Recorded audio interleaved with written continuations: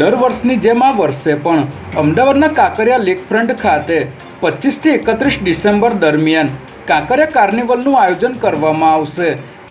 આ બાબતે અમદાવાદ મ્યુનિસિપલ કોર્પોરેશનના સ્ટેન્ડિંગ કમિટીના ચેરમેન દેવાંગભાઈ દાણી અને ડેપ્યુટી મ્યુનિસિપલ કમિશનરે જણાવ્યું હતું કે આ વર્ષે 3.5 કરોડના ખર્ચે કાંકરિયા કાર્નિવલ યોજવામાં આવશે, જેમાં 3 અલગ અલગ સ્ટેજ પર સવારે 6 વાગ્યાથી લઈને રાત્રે 10 વાગ્યા સુધી ભવ્ય રંગારંગ કાર્યક્રમ યોજવામાં આવશે। તેમજ મુલાકાતે આવનારા લોકોના આકર્ષણ રૂપે દરરોજ light and sound show, laser show તેમજ VR શોનું આયોજન કરવામાં આવશે।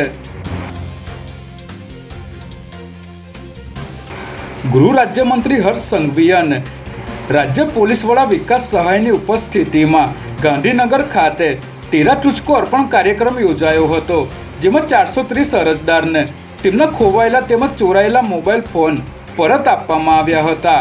આ પ્રસંગે હર્ષ સંઘવીએ પોલીસની કામગીરીને બિરદાવી હતી અને કહ્યું હતું કે પોલીસ કર્મીઓને આપેલો દંડો છૂટથી વાપરવો જોઈએ અને ગુનેગાર જે ભાષામાં સમજે એ ભાષાથી સમજાવી શકે તેને જ પોલીસ કહેવાય।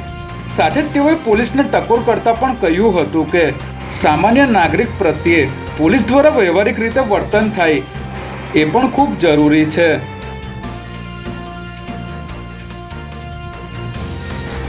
અમદાવાદના બોપલ આંબલી રોડ પર બેફામ રીતે કાર ચલાવીને અકસ્માત કરનારા રિપલ પંચાલ વિરુદ્ધ મોટી કાર્યવાહી કરવામાં આવી છે, જેમાં પોલીસની દરખાસ્ત બાદ અમદાવાદ RTO વિભાગ દ્વારા આરોપી રિપલ પંચાલનું લાયસન્સ કાયમી ધોરણે સસ્પેન્ડ કરવામાં આવ્યું છે, જેથી રિપલ પંચાલ હવે જીવનમાં ક્યારેય વાહન ચલાવી નહીં શકે।